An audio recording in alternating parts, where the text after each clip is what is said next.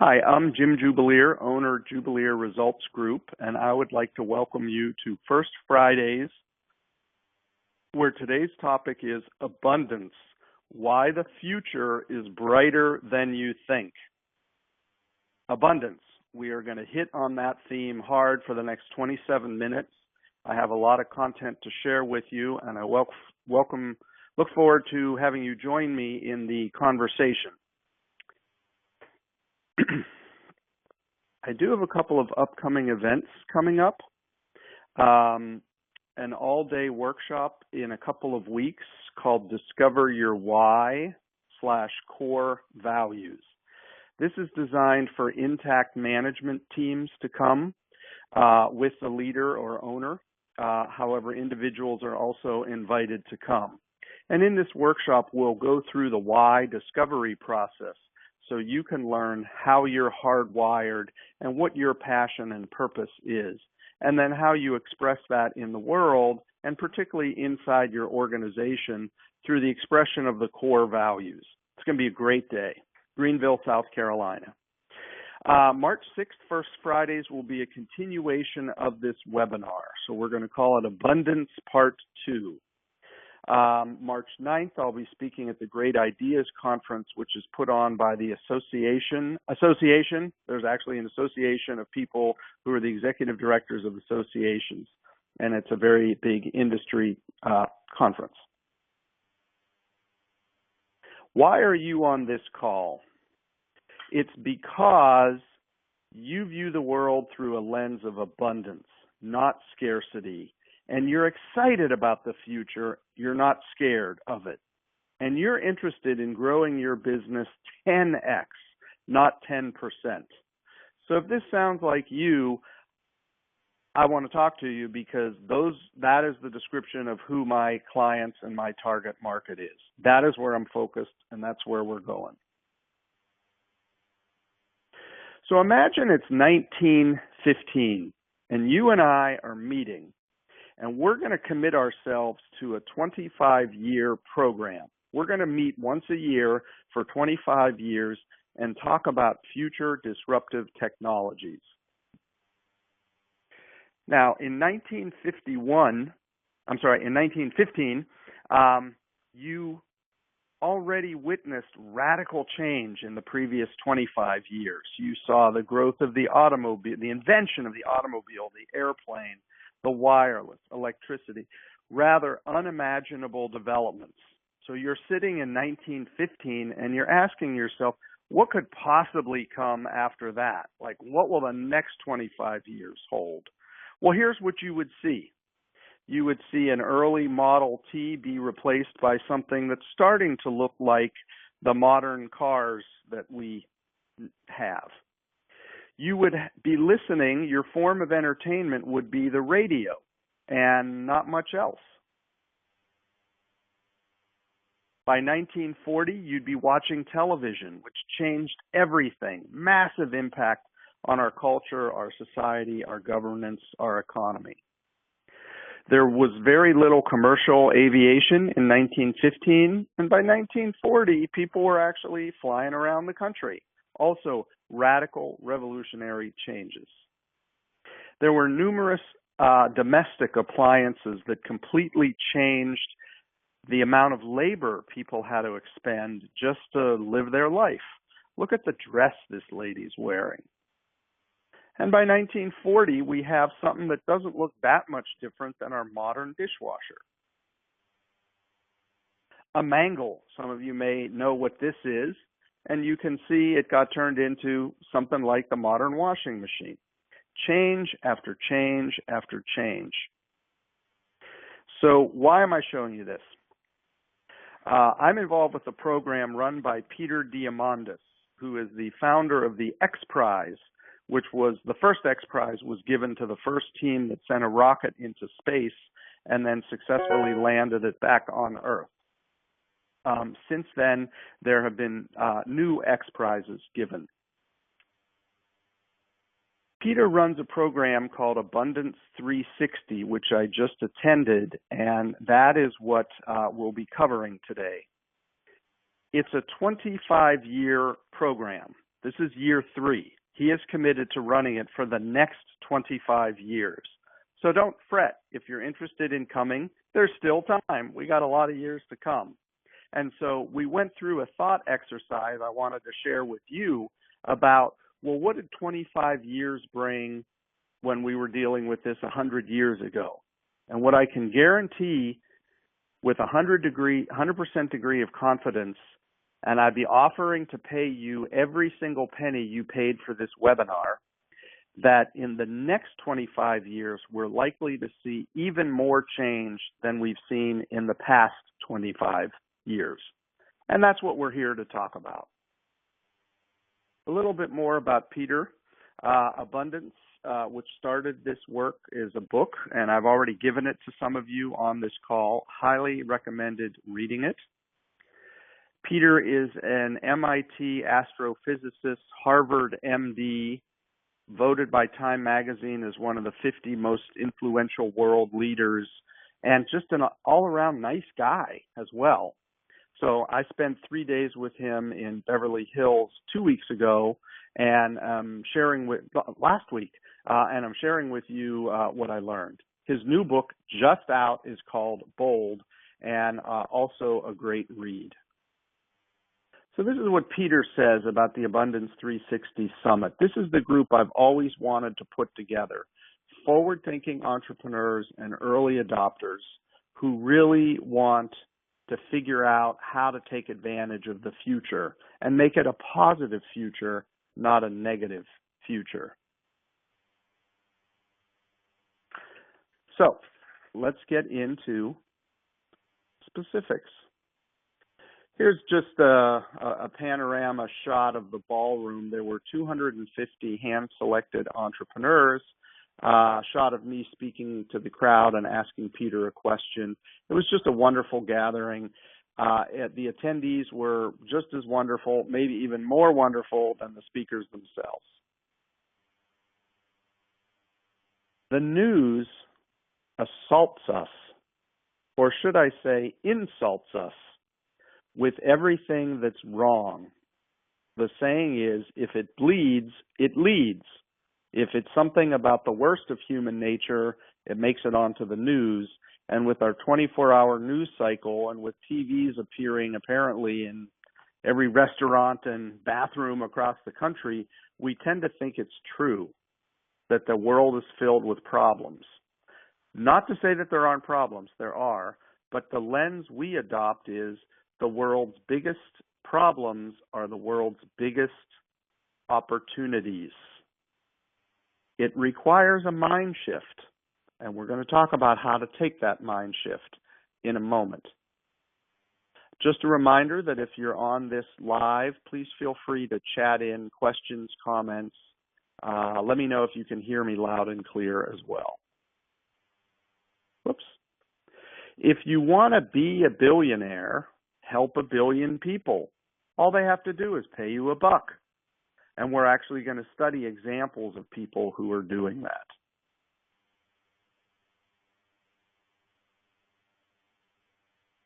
The world, in fact, is getting much better. I sent you out a slide deck, Evidence of Abundance, which is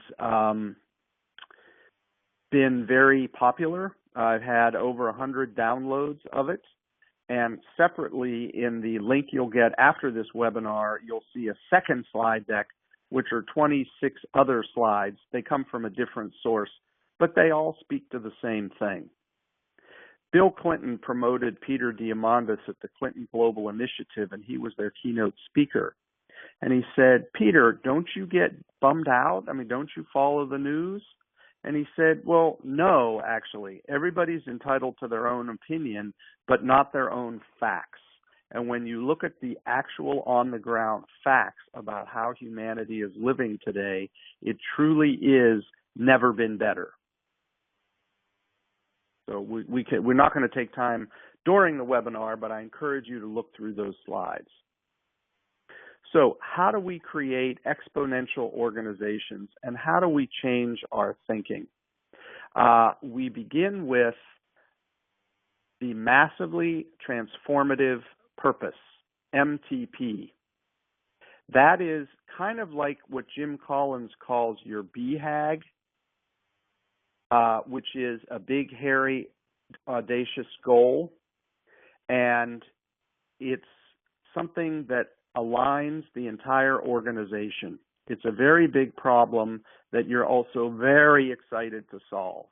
And it's aimed at the heart and the mind, and it helps you attract and retain the top people that are out in the workforce. And it's typically very inspirational.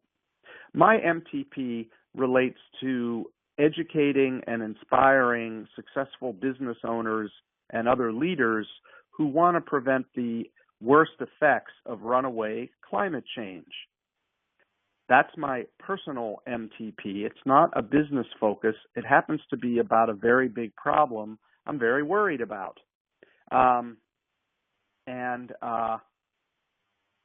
That's where my focus is. By day, my MTP is to help business owners grow and achieve those 10x results.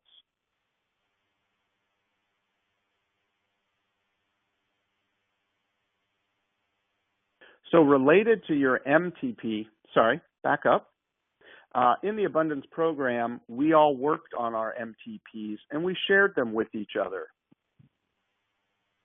And some of those MTPs are very inspirational and exciting. I met people who are leaders in their industries from a wide number of industries, and they're all as excited about this as I am. Another component of the MTP, the massively transformative purpose, is your Moonshot.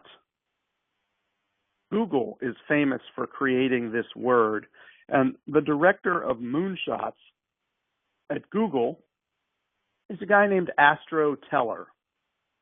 Astro has the unique distinction of having two grandfathers who are both Nobel Prize winners.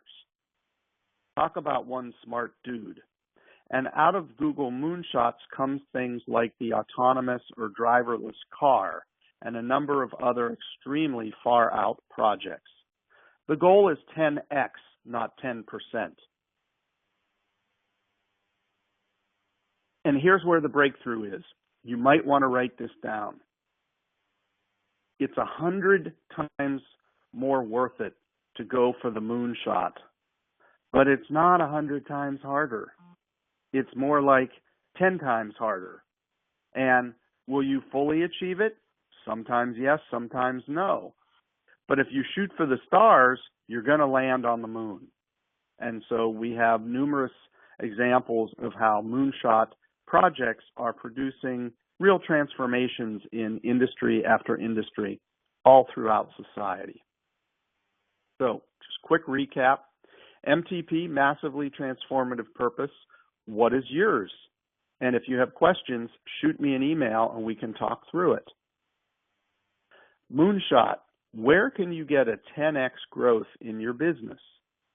I'm a professional services firm, and it's hard to scale a one-on-one kind of business. At the Abundance Summit, I spoke with a gentleman who's one of the leaders of the infomercial marketing industry in India. They sell millions and millions of dollars worth of products. And we had a very good conversation about what would it look like to put together a B2B online course that they market through their infomercial. That could be my 10x. We'll see. So let's move on to the exponential framework. Some of the work that I'm referencing comes from a book called Exponential Organizations by Salim Ismail, and that's also a must-read for people in the abundance movement. The exponential framework goes like this. More and more, the world is getting digitized. You may have heard about the Staples Office Depot merger, and initially it's like, oh my God, how could the two biggest guys merge? Who's going to be left? Well, it turns out people are buying a lot fewer stationery products. If you look around my desk, you'll see there's a lot fewer notepads, file folders, pens, pencils, papers, paper clips. It's all gone online. It's all been digitized. And in industry after industry, service, product, manufacturing, healthcare, we see the move towards more of a digital framework rather than an analog or physical or paper framework. Initially, it's deceptive because you don't know what is going to be massively transformative versus merely incremental growth. So there's a lot of things that are moving under the radar that are a little bit hard to spot until they actually become disruptive. This is called the knee of the curve, and I'm going to show you what that looks like. That's where things really take off. Another one of the trends that are happening is there's less physical product anymore. What used to take 100 parts is reduced down to a chip, where there used to be an office building full of people shuffling papers, there's 10 engineers and a big database. And so in industry after industry, we see the dematerialization of industry. And we also see massive disruption. How many of you pay for a newspaper subscription anymore? Probably very few of you. Maybe a magazine subscription, but the news is a great example of an industry that's been absolutely cratered and carved out. And the culmination of all of these trends is actually more democratization. And I will show you specific examples of that. So we're going to keep this framework in mind and then get into the specifics of it. The knee of the curve. Here's an example, and this comes from the slide deck I sent you, Evidence of Abundance. 100 years ago, having children was really risky. 1% of all mothers died in childbirth. It was a horrible thing. You literally took your life in your hands to propagate the species.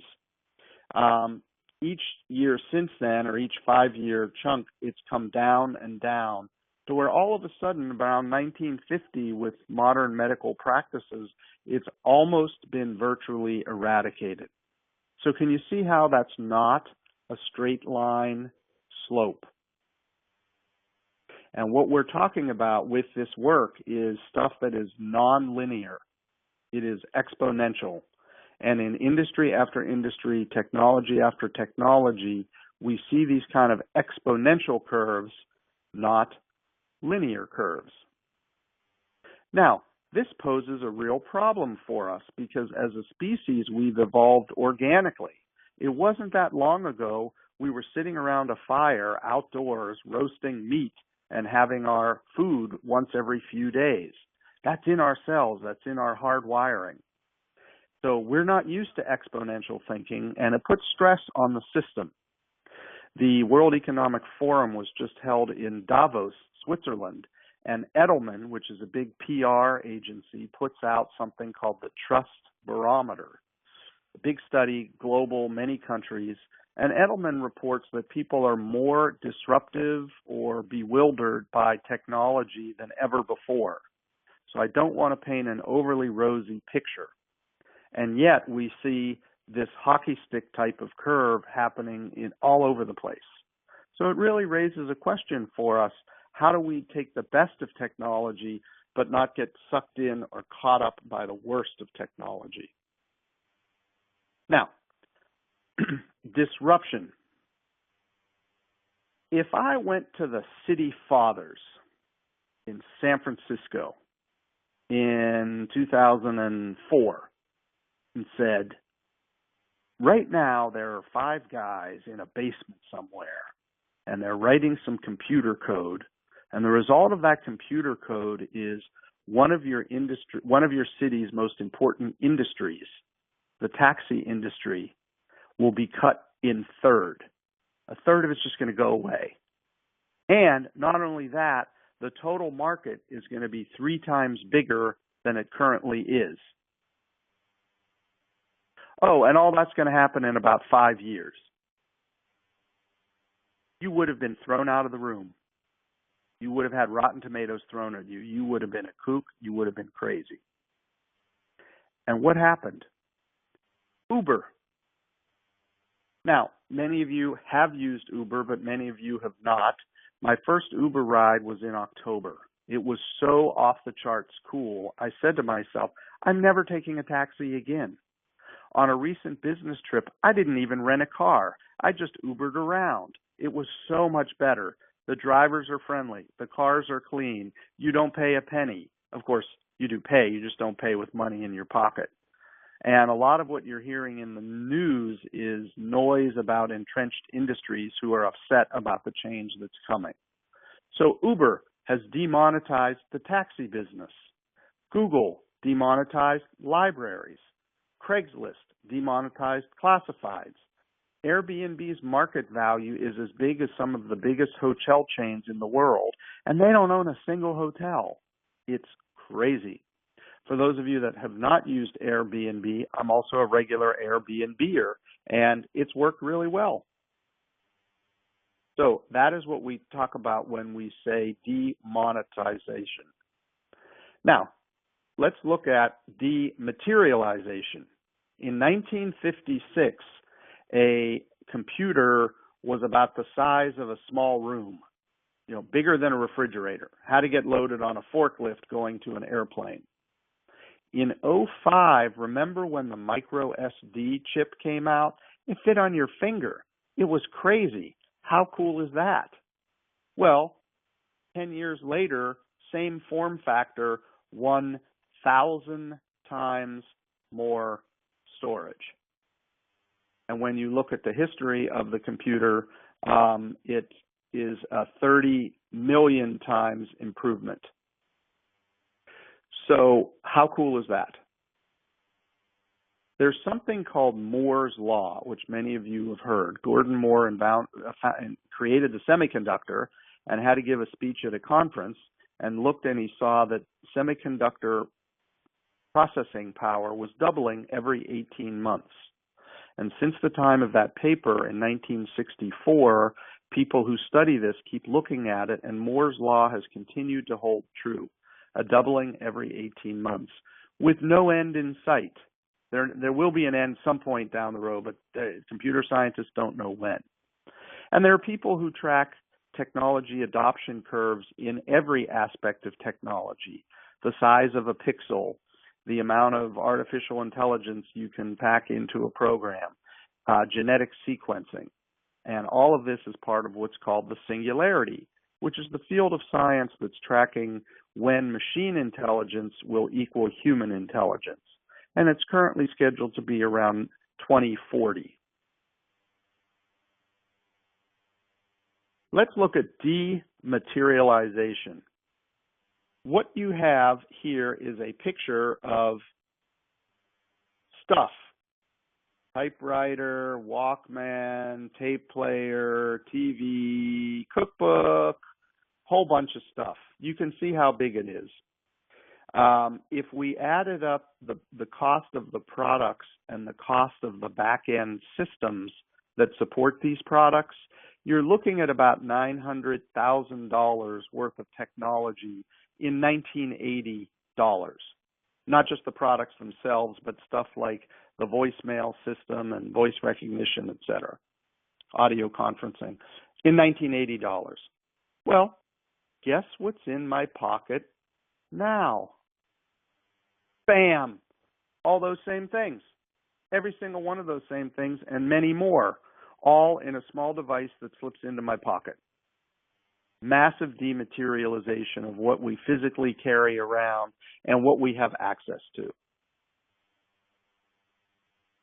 One of the results, one of the benefits of this rapid change is more democratization. There have been some noticeable internet censorship movements recently, most recently in China. Well, what's most notable about that isn't that they tried to do it, because they've been doing that since the beginning. What's more noticeable is the firestorm of protest about it. How long do you think they're going to be able to get away with that? Not very long. The Arab Spring. heavily fueled by social media and technology, and on and on and on. So we really are looking at an unprecedented era of democracy and peace. Peace, you say? Jim, you've got to be kidding. Every day we hear about beheadings and suicide bombings, and it is true that there is conflict, without a doubt. My son is a peace and justice studies major in college, and he fills me in on all sorts of horrible things I'd rather not know about, but they're true. But even though everybody's entitled to their own opinion, you're not entitled to your own facts. So I have a friend, you might have heard of him. His name is Mark. He happens to run a little website called Facebook. And, just me and like 2 million other people are his friends. And on his news feed, he announced that he's going to be reading a book every 2 weeks this year. It's part of his annual challenge. And the current book is called The Better Nature of Our Angel by Steven Pinker, a Harvard neuroscientist. And he conclusively shows that mankind is less at entry and exit chimes are off than ever before in the history of humanity. So I encourage you to read that book if that's something you're interested in. So let's pivot to a different topic before we wrap up. What are some mega trends that we're looking at, and how are they going to either enable or hinder the abundance that we're talking about? I just want to pick 2 of these mega trends, and I'll be addressing the other mega trends in March, on March's first Friday. The first is mobile is eating the world. The computer is dead. People spend more time on their tablet and phone than they do on the internet. Now, they're on the internet while they're on the phone, but the way it's classified is when you're on your device tends to be more app-centric as opposed to a program or a website. So it's just a different way of looking at it. And as proof of that, I'm going to ask you to study the following picture, and I hope you can see it. This is viral. It's been around before. On the picture, on the left, you have a picture of the funeral of the previous pope, at least the previous pope who died, Pope John Paul, 2005. On the right, you see a picture taken from roughly the exact same vantage point for the announcement of the new pope, Pope Francis, in 2013. And all of these little points of light here, you kind of have to zoom in with your imagination, are all phones, people holding up their phone to take a picture. Everybody, billions and billions of handsets. After food, the number one thing that people in the developing world want to buy is a phone, and it's happening today. So our second mega trend is that there are going to be 3 billion with a B people joining the internet in the next 8 years. 3 billion with a B people joining the internet in the next 8 years. And guess what? It's all going to be mobile. And in many parts of the world that never had landlines, they're investing in high-speed data networks faster than what a Wall Street trader has in the canyons of New York City. How cool is that? Now, you might say, yeah, but those people speak foreign languages. Well, we're almost about ready to have real-time audio language translation. Literally, as I speak, a computer will translate what I'm saying into any number of languages so I can have real-time conversations with people who speak any language in the world. So 3 to 5 billion new consumers are partly going to be brought online by the massive investments that some of technology's current billionaires are making. There's a project called internet.org that Mark Zuckerberg is famously associated with. Google has their own project to launch high-altitude helium balloons. Google Fiber is being rolled out here in the Triangle and elsewhere. The list of changes go on and on and on. And here's the quote that really got to me. So we came to this realization, we spent a decade on it. We came to this realization that connecting 1 billion with a B people was awesome, but there's nothing magical about that number. So since our mission is to connect the whole world, we're nowhere near reaching our mission. When I started, I said, if you want to make $1 billion, help 1 billion people.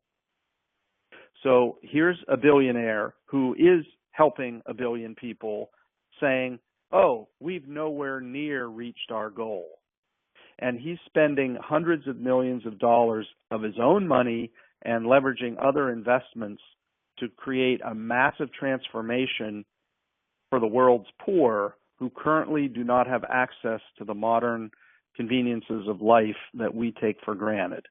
And it's happening today. It's not 20 years from now. It's not science fiction. So the question I'd like to ask you is, how will your business model change when there's 3 billion with a B new people online, and many of them with high-speed access? Not everybody. There's still a problem with bandwidth. That's a different issue that we'll speak about next month.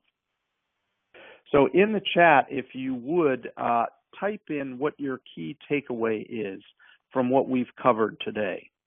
Do you have a sense of your massively transformative purpose? Does this stuff resonate with you? Where is it that you think you ought to focus your attention? So I'm quite keen on starting and facilitating that conversation. You will all get a copy of the slides at the afterwards, and also an invitation to join next month's webinar where we will continue this conversation. I'm Jim Jubileer, owner Jubileer Results Group, and I've been honored and privileged to share with you today First Fridays, where our topic was abundance, why the future is brighter than you think.